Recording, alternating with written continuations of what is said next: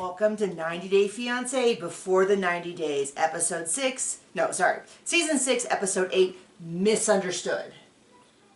Your comments, John, to start us off with. We have my sister-in-law, John's sister, visiting this week, and I was going to put her in the video, but we decided to film this so early. So I guess maybe look for the Match Me Abroad video. Maybe we'll finagle her in. But we made her watch the show with us. And she was like, wow, these people are awful. We always talk about the amount of sex talk. Even more uncomfortable when you're sitting with your brother and his wife. So that would be when you're for your sister sitting with us. But I was keenly aware of the amount of sex talk in this episode. And it was, like, not the funnest. Like, I don't even think we enjoy it as a married couple. Are you okay over there? So let's get down to donuts and bananas. Okay. We'll start with Riley and Violet. I thought, when they started, I was like, didn't we already see this last week? Yeah, they broke up. Because didn't she storm off last week? Last week, yeah. And then this week, we also saw her storm off, but different information before she stormed off. So, I'll tell you what happened and I'll tell you what I think, because that's how I always do this, which is that they're fighting with Tiffany on FaceTime, and she is trying to talk to Riley, and Riley's like, don't talk to me, talk to her, and really getting on her, and eventually she leaves. And they're screaming at each other, he's a waste of my time, blah, blah, blah, blah, blah. I felt like he was way out of line in that interaction. But I agree with the concern that she was on these dating websites, but so he never confronted her about that? He's just been sitting on this for months and months and months. That's where I'm like, okay, why would you do that? And if you have that big of, it comes back to, who would have been great? The private investigator. Yeah. Her statement that she lost the password so she couldn't log back into, I mean, for all I know, I still have an eHarmony account. It's not an active one, but it's still there. Because I never logged back in. Did you ever log back in? And I told you, you probably had matches there because you prepaid. John and I met on his second eHarmony date. And he prepaid for a year. Like a chump. Like a chump. First month he was on it, we met, blah, blah. I have been on eHarmony and off eHarmony and Match.com and other ones for years. And I would do the free weekend, I would meet a couple of cute people, I'd be like, okay, I do 3 months, and then I'd be like, okay, this is like a job with no payout, because I used to, in the beginning, just talk to people online. And I just never got more, you never got any chemistry or any vibe with them, and then it would fade out. I assume that they met someone else, or I met someone else, and it would just fade out, and I very rarely went on dates. So when I started again with John, I was like, I'm just going to go on dates as soon as possible to shortcut these months of oh, so do you like Dave Matthews Band? Do you like sushi? I'm not going to marry, John likes sushi and I don't. That's clearly not something, I don't care what music he listens to. I'm looking for a partner who wants to live their life the same. And you can't really get that vibe until you spend time with someone. You could instantly walk into a restaurant and get a vibe of oh, this is not going to work. Because he's like, well, I don't know. Oh, for me, that's a deal breaker. For a lot of people, there's that joke about how women never know where they want to eat. And I'm like, I always know where I want to eat. We are always this, this, or this. And the other one goes, no, not this or this. And I'm like, okay, well, what about this or this? And we're intense negotiations until we're okay, we figured it out. 60 seconds later, and we're driving there. Because food is a passion of ours. But we do a lot of our life that way. Not always. Things that can use more time, we do more thinking. But for us, that's a big part of it. But you're not going to ever get that from, chitty-chatting. I've met people online that I've, dated. But that was we did something together. We were playing a game. And you could figure it out because you could see, how they do prep and stuff like that. Anyway. So his thing is, he talked to that, what do you call him? Private investigator before he left. He had really valid concerns before he left. he decided not to do it, and then he decided to ambush her in the middle of a date, and now she might have been cheating on him. I'm not taking that off the table. I'm just saying, of all the ways he could have handled this concern, it seems like he handled it the worst possible way. When you see a big red flag, like she makes you delete the dating app and then doesn't herself, like, time to walk away, bye-bye. Yeah, I mean, and that's fine, but his method of like, well, I'm going to ambush her on a date with someone else and then not let her talk, in reply goes, well, then you might as well just break up with her, because that's all you're doing. That's all you're doing is you're putting her in an impossible situation and making you the victim. Like making her the victim. It's like you could have just said, hey, I saw that you were still in the, and I don't trust you now, and I'm gonna go. I don't know, it feels like everyone's trying to play some game of chess where they lose? I don't know how to describe it. It's dumb. Okay, so who do you want to talk to about next? I'm gonna talk about Amanda and Razvan. Oh boy. Because if there's a couple where I really feel like, do I think he's the best guy on earth? I don't know. I mean, he kind of looks like a little bit of a guy who's like a little bit of a player and all that. But she is really just doing a number on this dude. So we get the whole flashback to him crying because she's so mean, and I agree. And then we wake up, she's just ragging on him for getting the wrong kind of coffee. Well, how do you put the coffee in here? What is this European machine? And I'm like, I think it's a Keurig, and they've been around for 8 or 9 years in the U.S. And yes, it is sort of annoying that they got the wrong kind of coffee, but she's really, I remember that shopping trip that they went on, and she was incredibly difficult, the whole shopping trip. Incredulous. She was like, yeah. I don't do that. I don't do that. I mean, he was probably just happy that she picked up anything, and put it in the basket, because she was like insufferable, dragging her feet and making this difficult. So she's really getting on him about the coffee. Why would you let me get that kind of coffee if you have this fancy European machine? And she's just really like mean to him. And then sex gets brought up. They've been there for 3 days, and or more. Or well, he says something about 3 days. 3 days she's. If it's been 3 days. Been on the rag, and the first 2 days she hasn't. No. So that's what I remember. Well, all I know is if it feels timeless, I imagine it does for him as well. But she's like, I'm on my period. So he's like, so we can't have sex for another week? This is the thing for me is, if she's not ready to have sex, she needs to just be honest about that. But I heard a lot about having sex on their period, which is not my thing to hear other people discuss. I mean, I'm not saying you shouldn't or shouldn't. It is 1,000% none of my business. But I don't want to be involved. But I don't need all the details. It's clear she doesn't want to have sex with them. The truth is I think she really liked this flirty relationship where she got all of her emotional needs met. She could pretend that she was, but I don't think she wants anything with the actual real person, it seems to be. And I think that she's being mean to him because she doesn't actually like him that much. And she's trying to keep a distance, and so they go on and on and on about sex in the period. And on and on.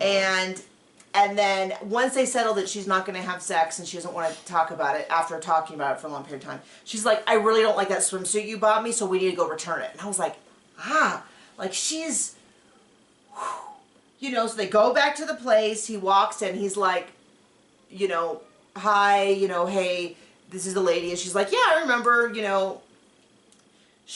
Amanda picks out a swimsuit, and he's like, that's the one I almost bought, and in fact, that was my first choice, and I told the woman said that maybe the other one was prettier, and Amanda's response is, no, I don't believe that, I don't think that's true, and I was like, okay. She's just a barrel of monkeys. And even the shop owner's like, yes, I agree, he did like that one first, and then asked if she wants to live in Bucharest, was it? Wherever. And she's like, no, because I have kids. And then they asked about kids, and he's like, yeah, I want a couple kids. And she's like, how dare you say you want kids? I don't want any more kids. She says they discussed this previously. So maybe that is possible that he previously didn't want kids, and when he fell in love with her, he started thinking maybe they would have a family. But she's like shocked and dismayed at this discussion that he wants more kids. And they get out of the place. She goes and talks to, I think it was her sister. No one in my viewing group was paying attention. And I was trying to take notes, and all of a sudden she's talking to this woman. I think it's her sister. Maybe it's a friend. You can correct me in the comments. I apologize. But I was like, oh, is that her sister? And John's like, I don't know. It looks like the woman from 4 weeks ago. And I was like, well, that's helpful. And I asked my sister-in-law, and she's like, who? What? And I was like, okay. Okay, everyone. So, first the sister, or whoever, is the gal on the phone is like, so how's the sex? And she's like, we're not having it. And she's like, oh, okay. I never shade people who aren't having, you know, it's not a matter of that, but that's how the sister acted. And then she's like, he's going to get a visa and come visit. And she's like, I thought he couldn't get a visa. Oh, yeah, no, he can get a visa. And she's kind of like, it seemed like she wasn't quite getting why this was such an awful thing. And then lastly, she's like, and he wants to have more kids. And she's like, oh, well, that's way out in the future. She's like, yeah, but if this is the guy I'm going to spend the rest of my life with, it matters. The girl goes, but is it though? Is it the guy you're going to spend the rest of your life with? Like, she seems very clear on what this is, which is a little booty call. A rebound. A rebound. With overlap. John's convinced there's overlap. I don't care. I mean, I don't know, and I haven't, I don't... Well, based on how fun of a person she is, and how much she likes this guy, like... I would not in the least... I think there's guilt from overlap. It would not surprise me in the least if she has been on TikTok for a long time and she knew this guy, and that maybe they weren't dating, but that overlap of her flirting with him and the husband dying, if that existed. But I'm not staking my claim on any of this. But there you go. That was their storyline. It's always funny to me how 90 Day Fiancé makes it so that you side sometimes with people who don't really seem like that good of people, but the other person's so bad. Should we segue then into Jasmine and Gino? Oh, both are terribly awful.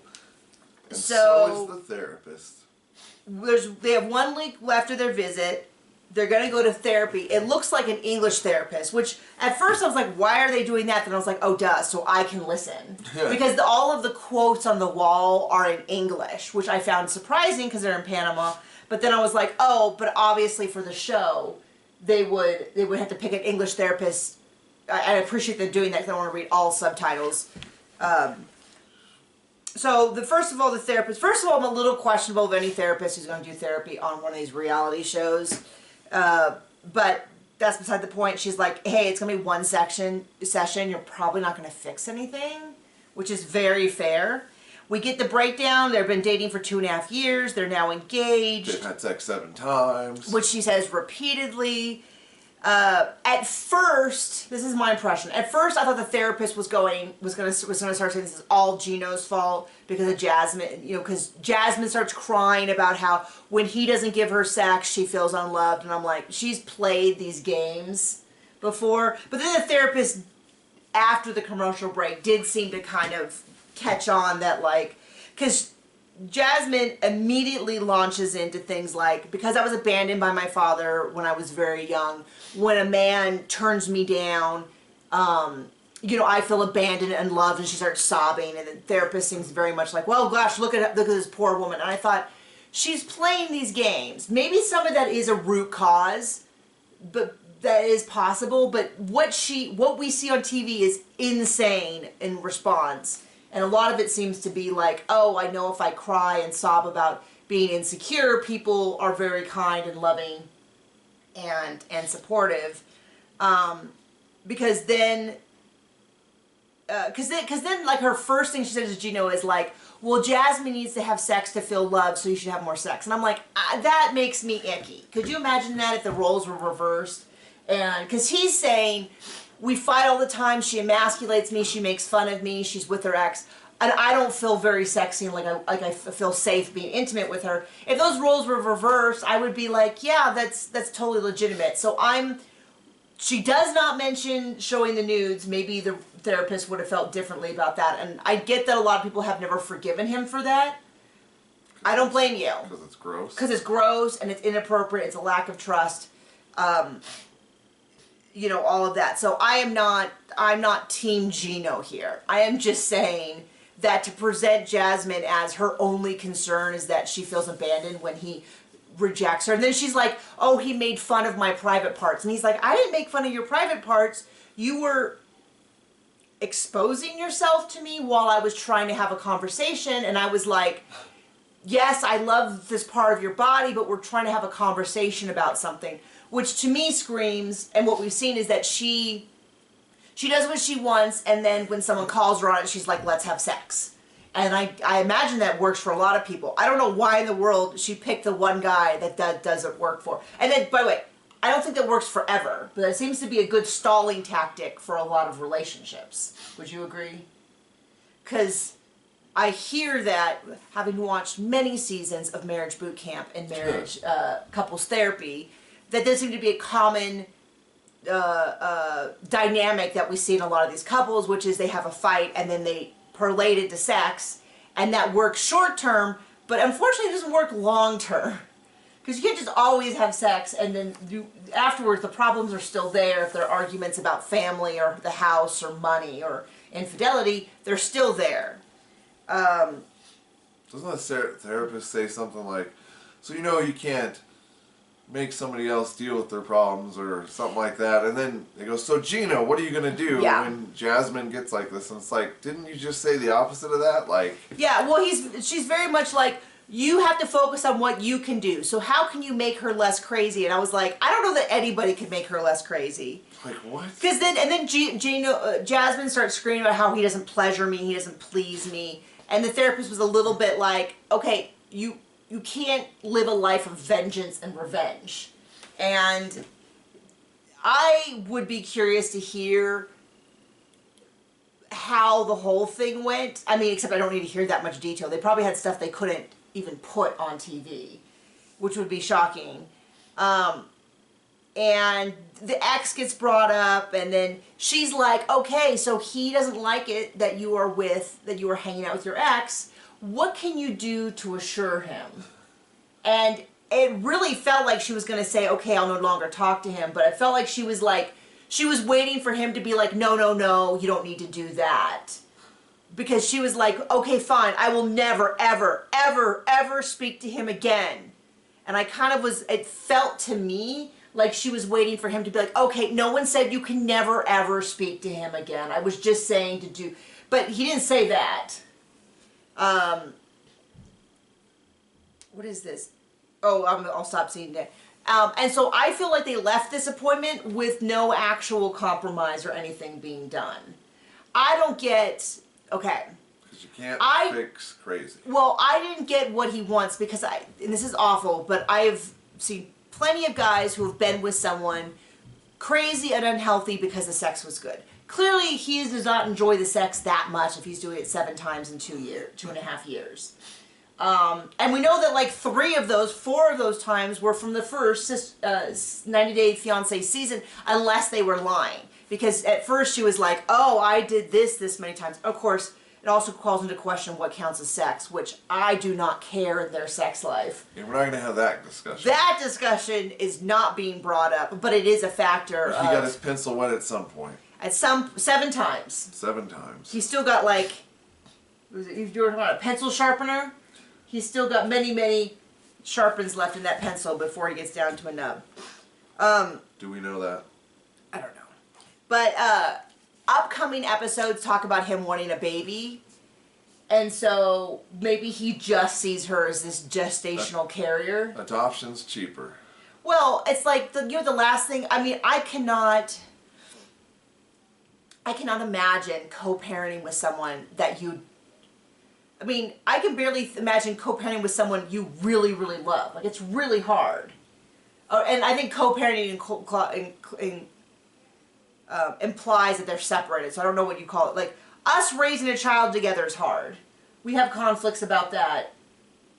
Probably about as much as we have conflicts about anything, which is not terribly often, but it's still really hard because we both feel very strongly about making sure that our child is healthy and mature and safe and happy and things like that. And not hurting anyone else. Not hurting others or himself or any of that. Like, it's very, very intense to begin with.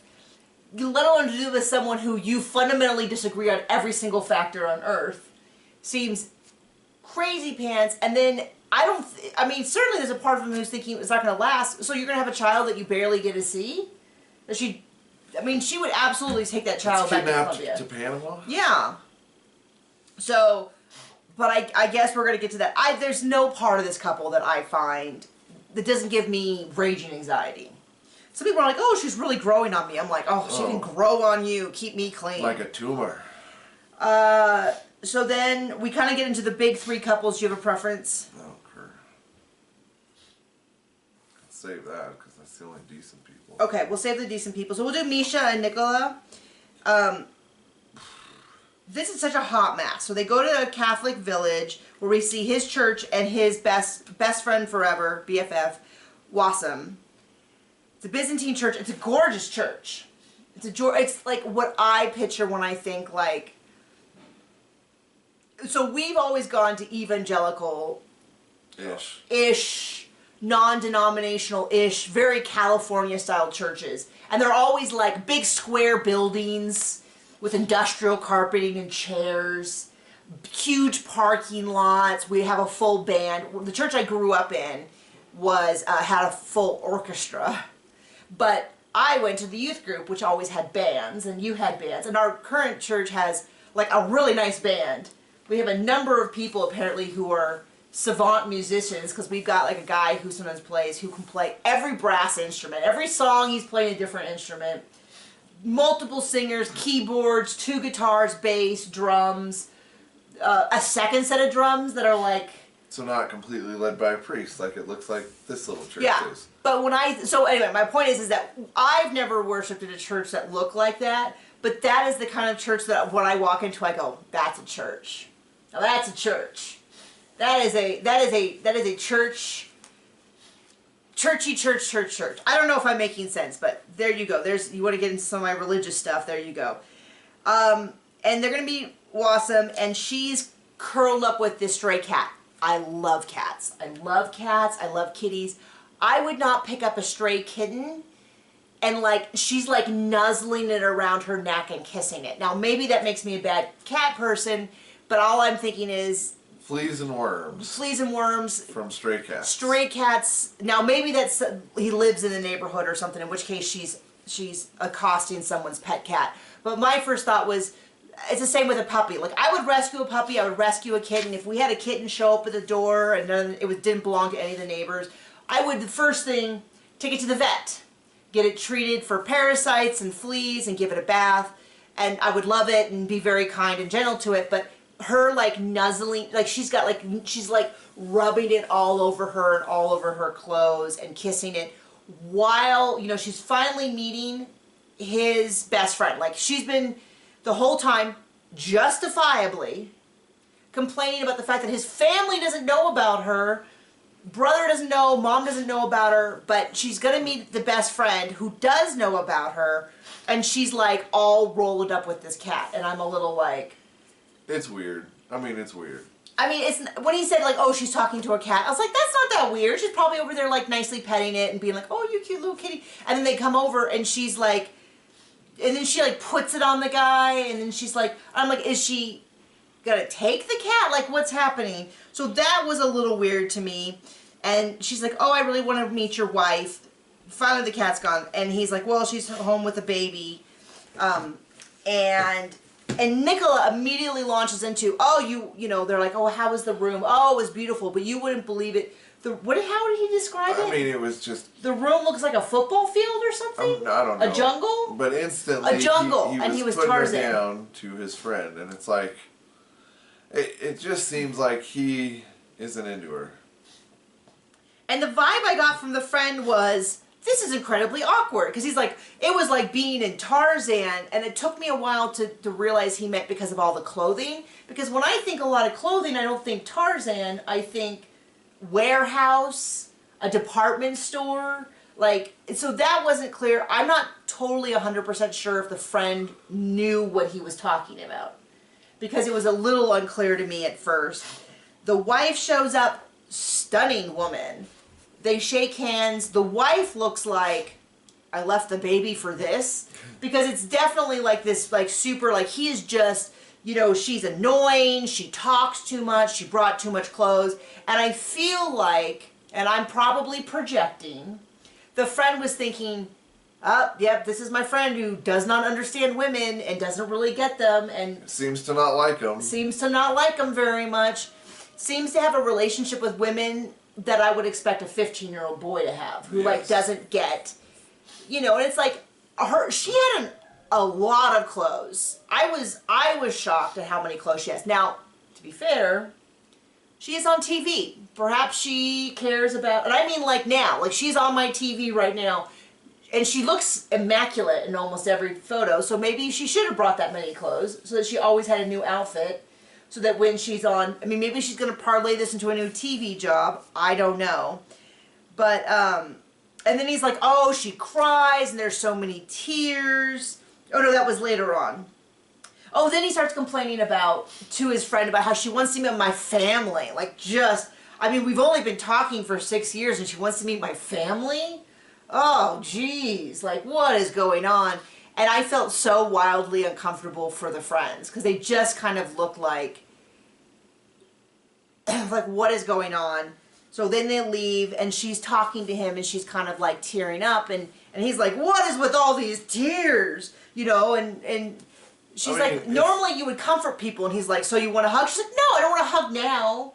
I shouldn't have to tell you every step of the way. And he's a little bit like, okay, I guess I won't hug you. I don't know, what do women want? Like, oh. I mean, it's pretty clear, like, she's just wasting her time, so pick up and move on. You're acting like a victim. And she's like, I should be able to express my feelings without you getting like this. And then he's like... But I think instead she should be like, okay, like, this guy doesn't like me, so maybe it's time to move on. How about this? But to have 10 brain cells to rub together on this show would be a miracle. He's like, you complain a lot. Do you remember this line? Oh, okay. And he goes, unlike me, who becomes humble and quiet, like Jesus on the cross. And I was like, he did not compare himself. I mean... He went full on Musk. I mean... Like, nutso. I was like, as a Catholic, or isn't that sacrilegious to compare yourself? That spending time with his girlfriend and not getting into a fight is just like Jesus dying on the cross for our sins as our personal savior. Like, sacrilege! Like, I was shocked, and I was like, I talked to my sister-in-law, I was like, did you hear him? And she's had some bad dating stories recently, and she's like, that is the craziest thing. I'm gonna spit all over you, I'm sorry. That's the craziest thing I ever heard. And I was like, John, did you hear that? Did you hear what he said? He said he was like Jesus on the cross. That's unbelievable. I can't believe he said that. I mean... I think him and Gino and Jasmine should get together, because they'd be fun. I can't even believe it. I cannot even believe he said that. They're all crazy in different ways. That is going on my Mount Rushmore of crazy things people have said on this show, that you're like full-on delusional. Full-on delusional. I get humble. I don't know, I am just entranced with this statement, but I just, my head exploded. Unbelievable. Unbelievable. I mean, it was right up there. It was right up there. That was pretty amazing. So the second to last couple is our newer couple, which are Dempsey and Statler. Statler, they're unbelievably awkward. All right, let's talk about Casanova. Don Quixote. They've been, after 6-7 months of conversation, she says she feels better. Statler feels better that they're together. They go back to the hotel. They exchanged Dempsey, who had been in Thailand and is now, gave Statler framed dead insects, which Statler immediately knows what it is, because she goes, oh, I know that smell, that's dead. That's dead insects. They have a very distinctive smell. I had no idea about that.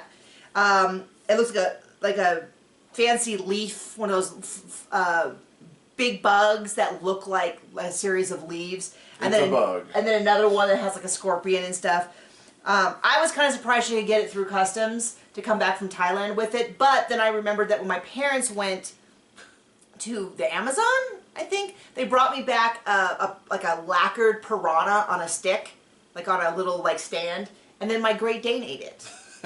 Ate the whole thing, lacquer and all, and then vomited up big red scales.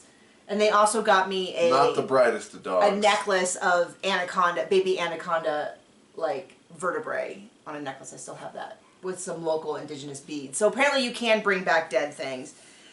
They exchange gifts, and then Statler gives Dempsey a little metal ant. I was like, they are really into insects, which is not a problem.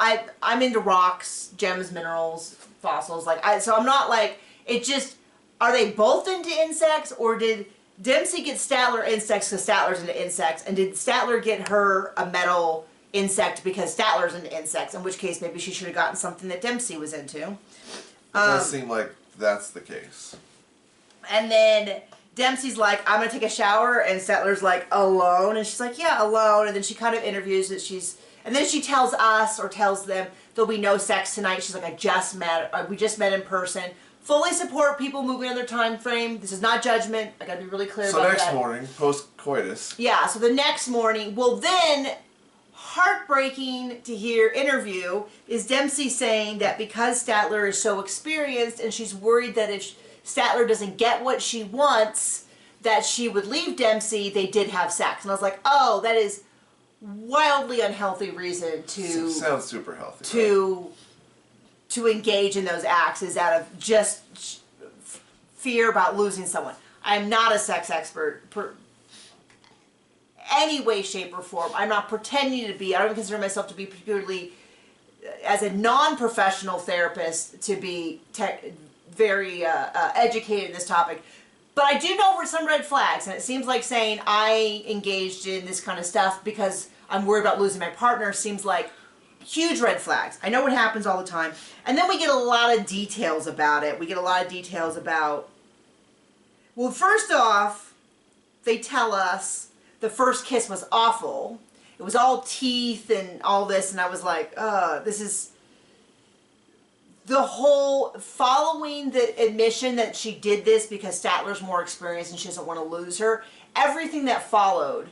Was gross. Was... Well, not gross. It was...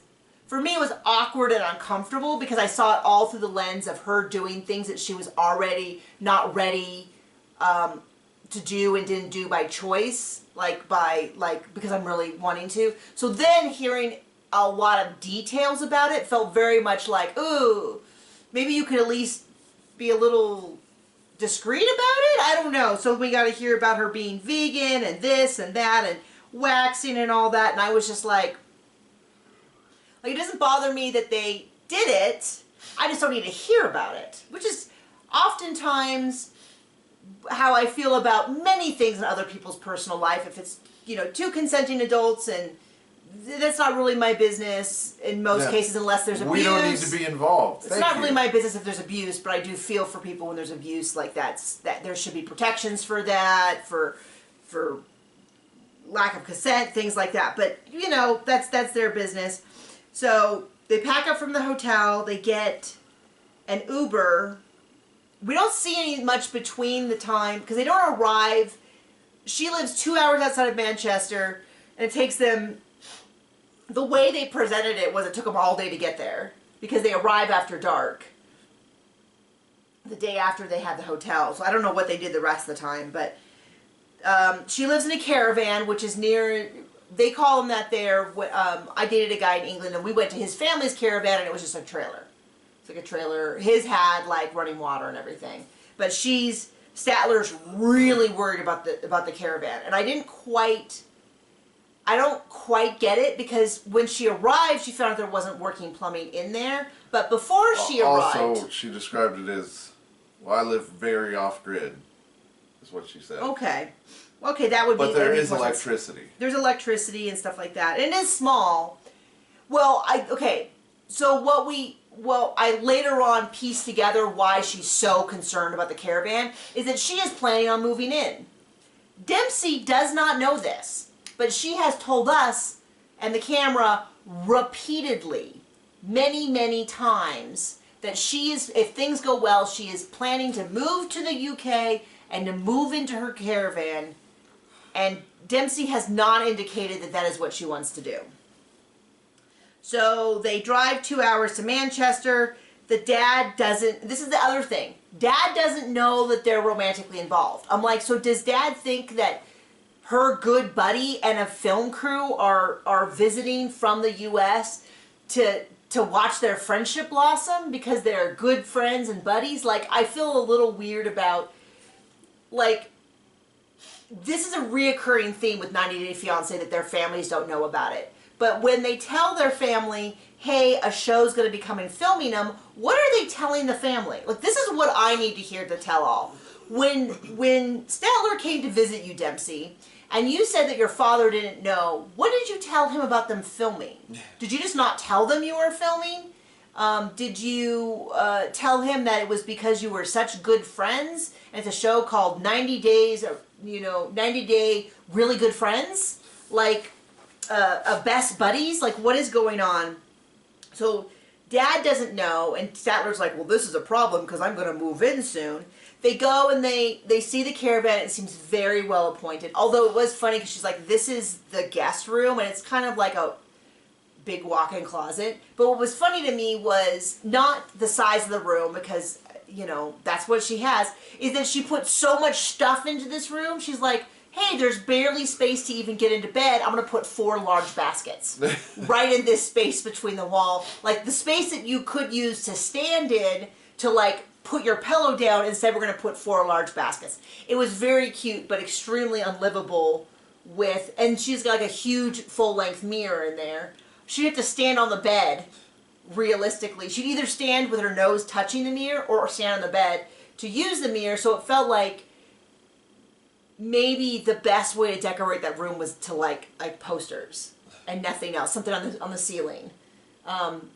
I would say high shelves, but we grew up in Southern California, where earthquake was always an issue. So the idea of putting shelves over your bed is kind of terrifying. It was really funny. My friend, my college friend, one of my high school closest friends went to Yale. Sorry, John, I know how you feel about it. But what she told me was they had like big shelves over her bed. And she said even though she knew that it's not a tectonically active area, she couldn't sleep with them over her bed because it was just too concerning. So she like took them down and moved and got them over her, because it was over the head of her bed. And I could probably do like the side of the bed or like over the feet, but like over my head, I agree. It's just too, it's like having an art installation of like knives pointed down, hanging down. You'd be like, yeah, I know the knives are well secured, but I just don't know that I can sleep without like waking up and going, oh, every time. Or that you could even fall asleep. So that's kind of, oh, and then the thing we find out when we're there is that there's not a functioning bathroom. There is a toilet room, but the water is not hooked up yet, because she has done this pretty much all herself. But she works across from her job, and so you can just run over there and use it, which does not sound convenient. So don't get me wrong, it's not convenient. But I do know a lot of people who've lived like that, because but when you're in college, that's almost always the case, that I lived in newer dorms at UCLA, and they had bathrooms in the unit, but all of the older buildings had, and my friend, when she went to UCSD, San Diego, they had long corridors. Like in her case, they had like 4 or 5 bedrooms and then a shared bathroom. And then at UCLA, some of them had long floors, and then they had like the men's bathroom. It would have like 10 stalls and 10 whatever, and so it's not that uncommon not to have. And then I've told the story of I had a friend who lived at the Olympic Training Center, and she could train there, and then after, they had a certain amount of funding that would go for people to live, and everything would be paid for. But they also had a funding level which was like you could train there free and get all your free training, but you had to live off-site and take care of your own stuff. And so when that happened, she rented a boat from our mutual archery coach, a sailboat, and she lived in a sailboat. And the sailboat did have a chemical toilet, but like you didn't want to really mess with that, because then you'd have to like move the boat to go clean it out, get it cleaned out, and that's like a whole production. So instead, at the end of so there's a long dock, and it had all these boats on either side, boop, boop, boop, boop. And at the end of that, go through a big gate and you could get to a bathroom that had showers and toilets. And I stayed with her, probably a couple times a year for different events. And that's the bathroom we would use. So in the middle of the night, if you had to get up and go pee, you would get up and go... Hang your butt off the bow and... No. You could technically do that, but it was a little bit like peeing in your front yard because everyone was on boats. And we would usually go visit her in summer because they would have big dock parties. And everyone would go into the boat and have big, like, 4th of July parties. Yes. But you would go... I never peed off the side of the boat, to be clear. But I think some of the guys did. You would go up to there and you would go to the bathroom and then you would hope you, like, remember the key so you could get back in. So, I mean, my point being that it is not the way I would want to live, but I've known many people who live that life. The funny thing about living on the boat was, even if you don't use the chemical toilet has a smell. And anyone who knows about chemical toilets know about this kind of smell. It's chemical. And she didn't know, but it permeated everything in the sailboat. And at some point, somebody mentioned to her when we were on the boat that her clothes smelled like it. I don't think it was me. I hope it wasn't me. But she's like, no. And she like had these big, because the boat's so small, she would have like tubs of stuff underneath things. So she like starts pulling out tubs and she's like, does this smell? And we're like, yeah, it kind of smells. And she's like, no. Now, I don't know that anyone else would recognize what that smell was and they wouldn't just think like it was something from her car or something. I don't know, but she was a little bummed about that, and I think she moved out shortly after. I don't know. Okay, last couple, the only couple that I think, well, okay, Dempsey and Statler, I guess we kind of went in order of how likely I think it is that these couples will survive. And this is, Dempsey and Statler seem to genuinely like each other. The fact that Statler thinks she's going to move in without being invited is a little disconcerting. But Sheila and David, I think, are a couple who really could survive. She seems really genuinely into him, and he seems really genuinely into her. This is a tough story arc, though, because she does really live in abject poverty. And he seems incredibly sensitive to that. So unlike Ed, when we saw Big Ed a couple seasons ago, where he was like, oh, this is so gross, this is so disgusting, how can you expect me? He seems to just genuinely have a heart for how difficult this life has to be. And he's like, I think he even feels bad because he was like, oh, she's probably making up this fire, this typhoon. And it's very clear when you get there that that is not the case. The father has built this house from scratch. It is difficult to even move around in. It is incredibly narrow. It looks like the camera people could barely film. Part of that is because they're not fat Americans.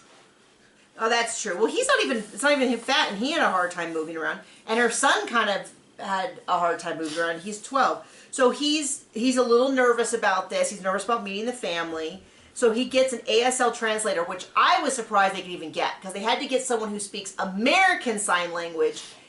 Now, finding someone who could speak the local language is not that difficult, but to find someone who speaks English and American Sign Language specifically, and then she's got to be a savant or something, because she's like, I learned it in about a month. And I was like, okay. Now, maybe she's not a good translator. Maybe someone who speaks ASL could tell me if she's a good translator, but it seemed to be good enough. And he's like, I did this so that I could communicate with the family, which made sense to me. Sheila is unbelievably jealous and nervous. Like, you can see it on her face in every interview with the gal that she is kind of livid, and it made more sense when she did an interview and she's like, I'm so unbelievably jealous that she can communicate with him and I can't. And then she bursts into tears and is like sobbing about how distressed she is. And it seemed, unlike Jasmine sobbing, it seemed very sincere. It was difficult for me to watch. What did you think? Yeah.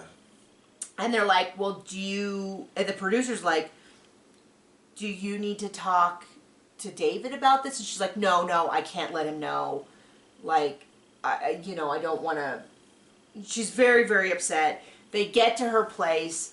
The translator looks shocked, dismayed, uncomfortable. Like, this is this is, even the person who lives in the country seems really upset with the conditions. Not that I expect everyone in that country to live in those conditions, but I would assume that they were more aware of the range of situations that someone has. And the fact that she looks shocked makes me think, like, this is extreme poverty, even like grading on a curve, like even, and it shouldn't surprise me, because we have people living, on the streets here and in our community, even out in the woods and stuff, in extreme poverty. So I know it exists everywhere, but the interpreter looked extremely distressed. David, I thought, did a great job of being incredibly respectful. He wasn't like, oh my gosh, you can't expect me to go up their stairs. He was very kind. The father was a little bit like, well, how do I talk to him? They're like, well, let's wait with the interpreter. But the father looked like maybe he was older and was not all there. The mom is extremely deaf. They're going that way. Because she had to yell in her ear. She could hear if they yelled, like, directly into her ear, but that's about it. And so they could only really say, like, one word. He meets the son. The son doesn't, he says, I think everyone's really uncomfortable with me being deaf. And I was kind of like, it could be that. It could also be the camera crew. It didn't look like they had any light in their house. And the camera crew brought their own lighting. I mean, it was very, so it doesn't surprise me the family doesn't have a lot to say to him. The son, they brought him like a game, like a pinball game. And he seemed very thankful for it. And they all went to bed, and David kind of says, it feels like Sheila's embarrassed, and I wish that she trusted me more, that I wouldn't judge her or something. I don't know if that's what's going on in her head. They can't really talk because the family's all there. It looks like in the preview one of the parents die. Oh, that's sad. Because they said a tragedy hits the family, and it looks like she's crying on top, of a casket, is what it looks like. So I mean, I hope that he can be a support to her by being there and help out, if that's what that is.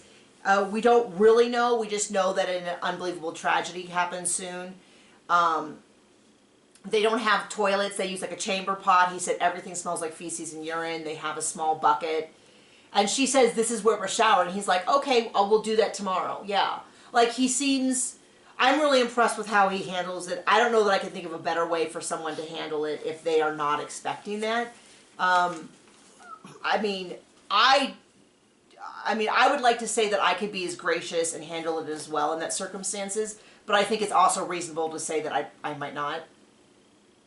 You know what I mean? Just because I'm not that good of a person. I don't know. What do you think? Because of your anxiety. It's my crazy anxiety, but yeah, I mean, it's really unbelievable. And he sees the house, and he goes, "Now I understand why she really, needs this money." It's difficult to watch and to be like, ha ha, let's watch that funny 90-day, fiancé show, and you're a little bit like, oh, that's right. This is incredibly, I think she genuinely really cares about him. She seems really into him. But I'll tell you what, if she was just doing it to get her kid out of poverty, I would not blame her in the least bit. That would be zero judgment from me. But it does seem that she genuinely cares for him. So that's the episode of the show. I'm rooting for them. I didn't realize until just now that I basically presented them from like how much I think they should stay a couple to like how little to how much. Who presented it? Riley, who like I'm already like their relationship's over. They broke up last week. Then we did Amanda and Razvan. Should have broke up last week. She's just using him for whatever fling. I don't know. They're not even a couple. Jasmine and Gino, they are a couple, but they shouldn't be. To Meisha and Nicola, which is like, at least they share religion, but he's just not that into her. I think he would marry her, but I think their expectations of what marriage would be is very different. Like, she wants a partner who loves her.